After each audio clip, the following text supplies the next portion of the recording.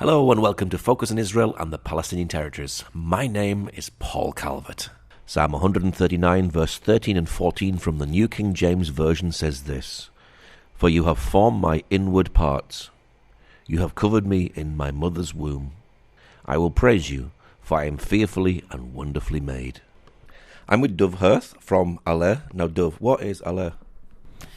Aleh is an organization that services children with severe disabilities in Israel. We have 4 residential facilities: Jerusalem, Bnei Brak, Gedera, and the Negev. And we service on a daily basis over 750 children with severe disabilities from across the country. Now, when were you started and why were you started? That's a good question. The organization was started well over 30 some odd years ago. We started because there was a group of parents who wanted to give their children that had severe disabilities better chance, bigger potential, greater opportunities. And those things did not exist in Israel. So therefore, they rented an apartment in the city of Bnei Brak, which is right near Tel Aviv. They hired a teacher, they got a couple of volunteers, and they started the organization Aleh. Aleh in Hebrew is an acronym for Ezer Liyeled HaMiyuchad, helping the children that are special. So really, it's out of a difficult situation, a frustrating situation, that this organization was birthed and born. Yes, 100%. And it was really the parents, 30 years ago, there were not a lot of opportunities for children with disabilities. They were either, in a hospital or in some sort of setting where they were taken care of physically, but, emotionally, psychologically, trying to give them more opportunities, trying to advance them. Those things didn't exist, and therefore it was a need that was sought to be corrected, and these parents, thank God, stepped up. And what sort of needs do the children have? Well, it varies. A lot of them have, unfortunately, genetic diseases. A lot of them have disabilities coupled with medical problems. Some of the children are, Down syndrome with, some sort of brain impairment, stuff like that. There are 2 types of residents, there are 2 types of children that come to the Aleh organization. Either they were born that way, meaning there was some sort of complication during birth, and unfortunately, due to their situation, they were born with lack of oxygen. Something happened in that time period. Or we have, these are the more unfortunate cases, where it was a normal, healthy child, and because of some sort of an accident, whether it was a road accident or, slipping in the bathtub and being underwater for too long, those type of situations, so that these type of children also end up at Aleh under our care. Do you have people from the religious community that intermarry within families, so that causes a problem with disability as well? Not that I'm aware of, not that I know of. I know that there are genetic diseases, amongst Ashkenazic Jews in particular, but I'm not familiar with all the ins and outs. And what sort of things do you do with the children? Excellent question. Their day starts early in the morning, 7:30, getting the kids up, getting them out of bed. It's an actual, that's a job in itself, depending on which facility they're in. Our Jerusalem and Bnei Brak centers are for very low-functioning children. Our Negev and Gedera centers are for higher functioning, but let's just use the Jerusalem center as an example. Getting the kids out of bed, changing diapers, showering, brushing teeth. All this has to be done for them, not something that they could do on their own. And starting from there, getting everyone into their classrooms and starting the day, breakfast, stuff like that. Do the children go into a school program, and do you have to assess them beforehand to see where their abilities lie? Yes, excellent question. So basically the way that it works is, we have a special education school.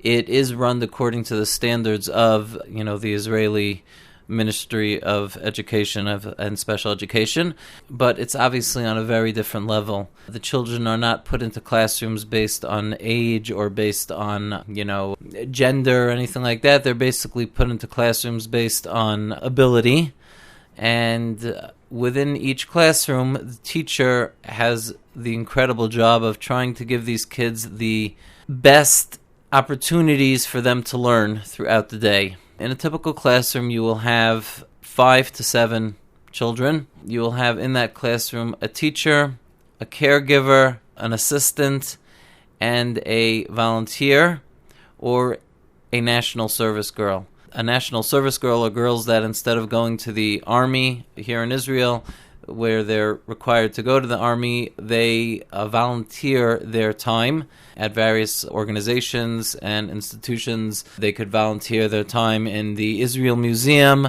They could volunteer their time at Aleh. They could do it at, at the Knesset.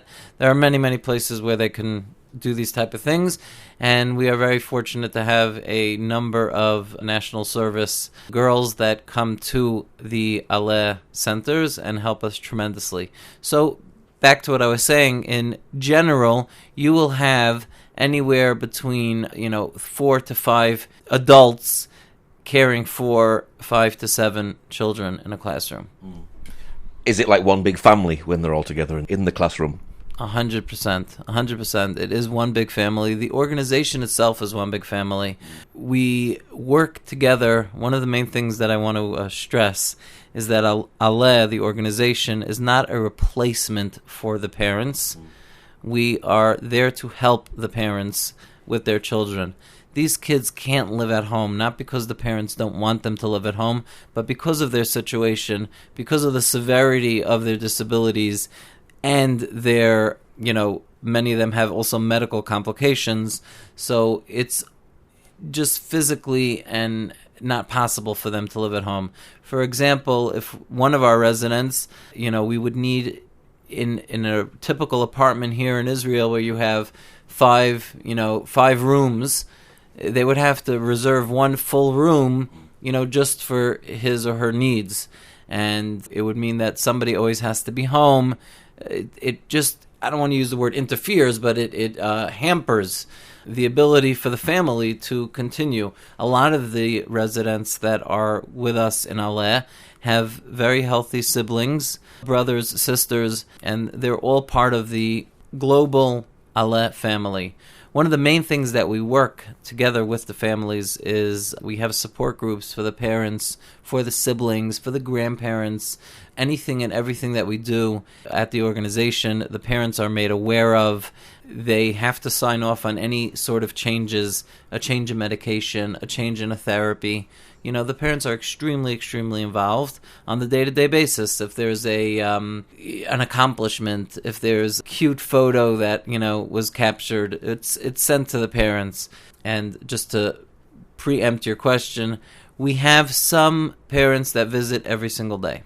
We have some that visit once a month. We have some that visit once every 3 months, But in general, the participation of the families is very, very strong and solid. Are families often desperate for support? Yes and no. It's very difficult to take your child out of your home and put him into a facility that's not your house. It's a tremendous difficulty for the parents, and God should help all of us that we should not be in that situation.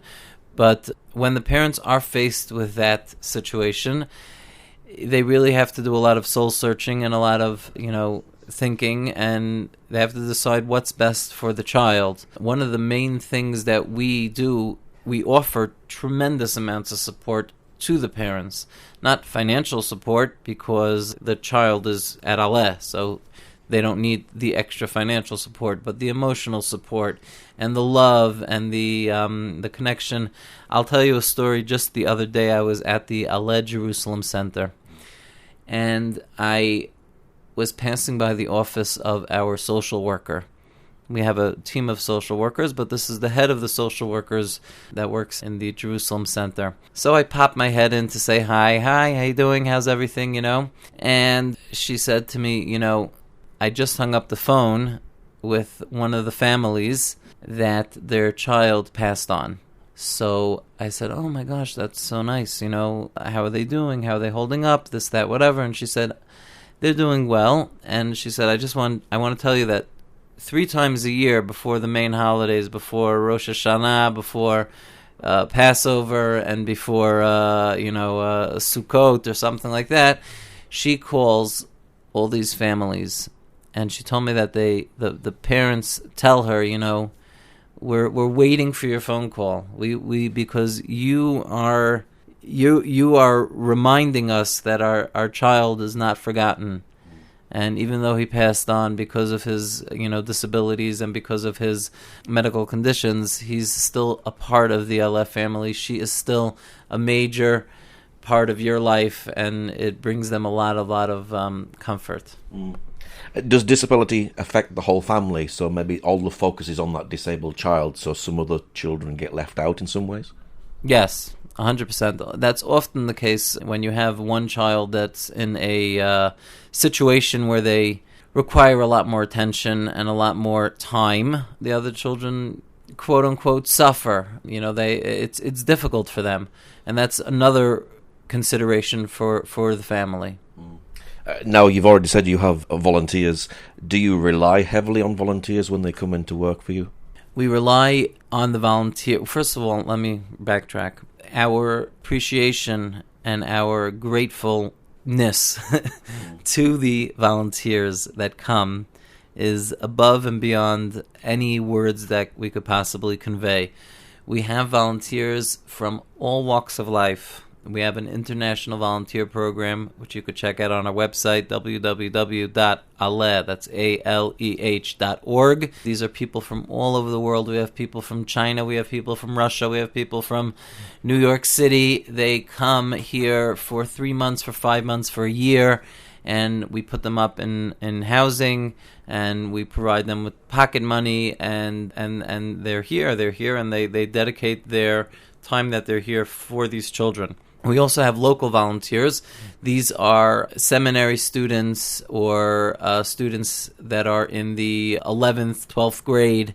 They come and they help with the kids, not in the sense of, therapy, but in the sense of bringing joy and happiness. There's actually a beautiful, beautiful group of young ladies that comes every single night to the Aleh Jerusalem Center.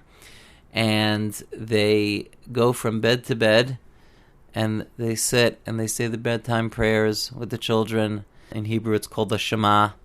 And they sing to them, and they help them calm down so that they can go to sleep. And then they go home. That's their volunteering. They come every single night of the year, and they go from room to room, and it's really, really beautiful. We have volunteers that come from high-tech companies. They come, they want to see how they can help, what they could do. We've had some really innovative ideas come from some of these individuals that come from these high-tech companies, how we can adjust a wheelchair, or how if we would implement this into the setting of a room, we can add additional lights. These guys come and they really help us in a lot of ways. On a general basis, in an average week, throughout the organization, throughout the 4 centers, we have thousands of volunteers that are coming through and helping us, to help these kids. Do you provide therapy for the kids, and is that important for them? Absolutely, absolutely. Their entire day is based really on different therapies: physiotherapy, hydrotherapy, occupational therapy, creative arts therapy, all these type of therapies. Even within the special education school, which we mentioned briefly before, there's therapies going on throughout the day. I've witnessed many lessons being taught. So in an average class, let's say you were teaching, the Hebrew alphabet, the Aleph Bet, So you would use maybe a projector, you would use maybe some toys, something like that to, with these kids, they use, everything is all sensory.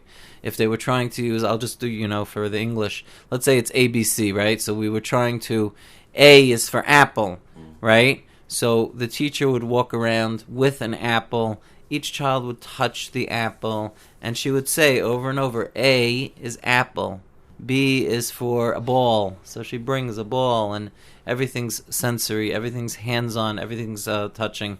And throughout the day, you could walk into any typical classroom.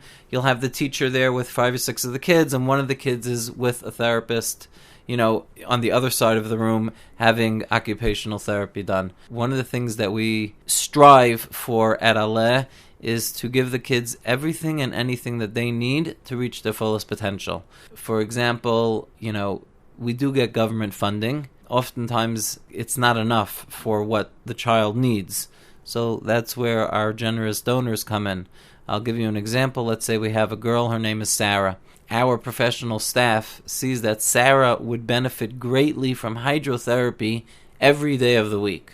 So the government would pay, let's say, for 3 days of the week, and the rest of it would be fundraised. That type of thing. The cost for the parents to come to Aleh is zero.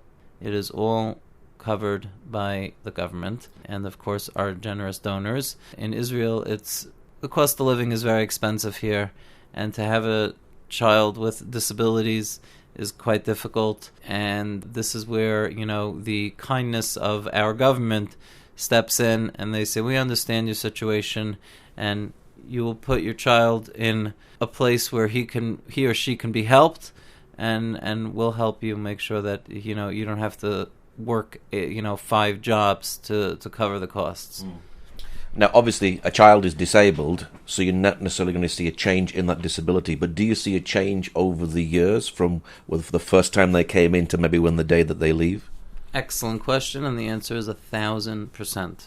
We've had children that have come to us, they weren't communicating. What does that mean, communicating? For us, communicating does not mean sitting and having a conversation like we are now.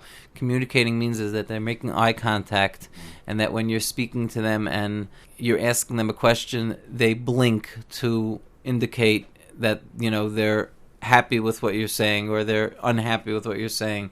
We have other kids who communicate just by wiggling their tongue. That means that they're trying to tell us something, and the staff has to learn, each and every child, the way that they communicate so that they can understand them. We've instituted, and we use it quite often, the eye tracking system. This is a device that is set up to a laptop or to a iPad, and the child can, through eye movements, actually communicate words and make sentences and stuff like that, and it's amazing. We have so many cases where the kids come in and they can't feed themselves, or they can't even walk by themselves, and they come to Aleh, and with our therapists and our teachers and our services, they're walking on their own, they're feeding themselves. No, they're not talking, but they have a smile from ear to ear, and there's just a really beautiful, beautiful glow on their face. I want to point out to you one thing that I find extremely, extremely special. If you come to the Aleh Center and you look in these kids' eyes, you will see that their eyes are very, very clear. And my personal belief is that they say that the eyes are the window to the soul. And since these children, their soul is so pure because they've never sinned in their lives, they've never done anything wrong, so the window to their soul is completely clear, and it's a beautiful, beautiful thing, and these kids are super, super special, and they're absolutely they're the diamonds. They're the reason that humanity, we have to push ourselves to become better people. And these kids are a constant reminder. And Aleh is not a sad place. We're not walking around all day saying, oh my gosh, and look at him and look at her. It's a happy place. It's a home. Just like in our homes, we have pictures of our kids on the wall. You walk around any of our centers, there are pictures all over the walls of the children in various activities. We're always having a good time. Our afternoons are geared towards therapies, but in a fun way. Clown therapy, medical therapy, animal therapy, all these type of things, and it works wonders. Why do you do what you do? Me personally? Why do I do what I do? I have to say that I'm working for this organization for 12 years. I consider it a privilege to come into work every single day for these kids. They're truly amazing.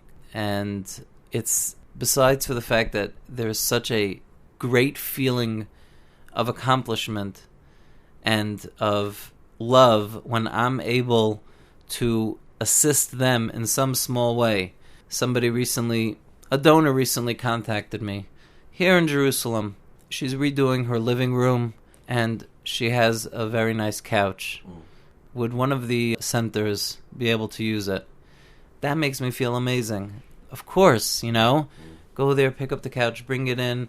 Now the kids have a nice place to sit, and all the other things that we do. One of the greatest feelings that you can have as a fundraiser, as a person that's out there trying to change and help and all these type of things, is actually seeing that happen. When I walk into a building and I see the wheelchair that I helped through my efforts, this child now has an electric wheelchair, whereas before he had a manual, that's amazing. It's a calling, It's a calling. It's not easy work, that's for sure. Not for me personally, and not for any of the staff, especially the staff that are hands-on, these teachers, these caregivers. They're there day in, day out. A couple of years ago, we had a severe snowstorm here in Jerusalem, very rare.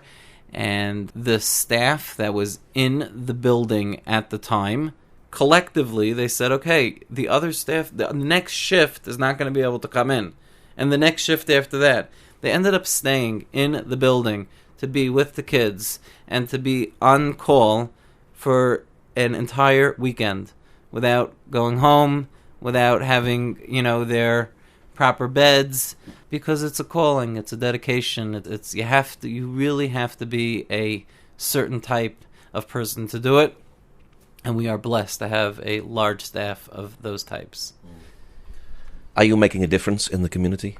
Yes, 100%. One of the goals of Aleh is not only to help the children, but it's also to change the outlook, the way that people see disabilities, to market and to promote disability inclusion. And we do it very, very well.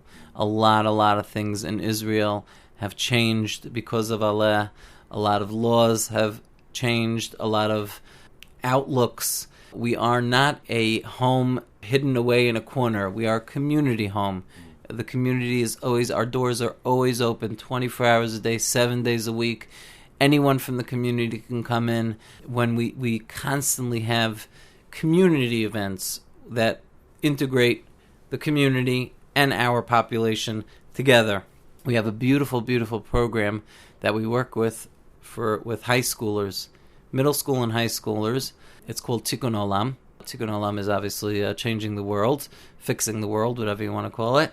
And Tikkun Olam program, we're starting with the kids at a very young age, teaching them about disability inclusion. They learn about it in the classrooms. Then they actually come to the various centers and they work with the kids hands-on. And we've seen tremendous, tremendous success. And the most beautiful thing that a lot of these teens have said to us is, this guy is not he's not my case, he's my friend. I became friends with Baruch. I've become friends with Sarah, and that's the most beautiful thing. In our Negev facility, we actually had, a number of years ago, an amazing innovation where we took a regular ed kindergarten and we combined it with our special ed kindergarten.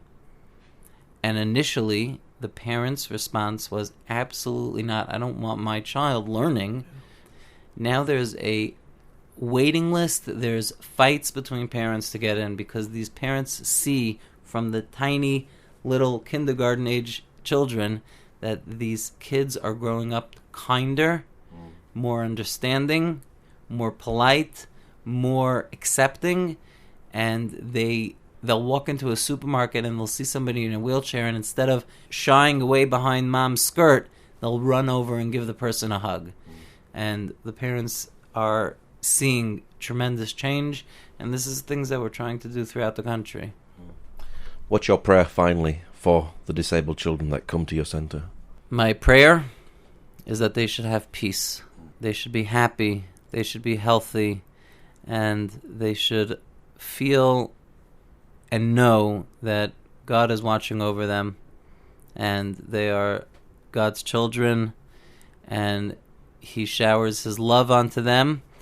And through us, through the staff, through the caregivers, through everyone that's involved, He's showing them, guys, I know that you had to come down to this world in a certain situation, but I love you, I'm here for you, and I'm taking care of you. And, listen, these are the kids that keep the world on that even keel of kindness and helping and hand in hand. I pray for the children of Aleh every single day, that they should be healthy, happy, and content, and they should just feel good in every possible way. And what's your website again for people who'd like to know more, perhaps even want to volunteer? www.aleh, that's ALEH.org.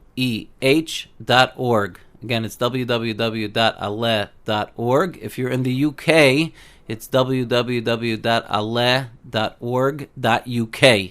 But through our main website, you can get to any of our various country websites. We have facilities only in Israel. We have centers only in Israel, but we have volunteers from all over the world. And anyone, even if you want to just come and visit, wherever you are if you're in Israel, drop me an email. You just send an email to info@aleh.org. I get those emails, info@aleh.org. Tell me you're going to be here for this and this day. You'd like to come, see it firsthand. Absolutely no problem.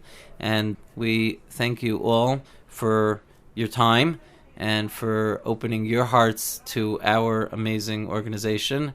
And God bless. Okay, Dov, thank you very much. Thank you very much. Pleasure.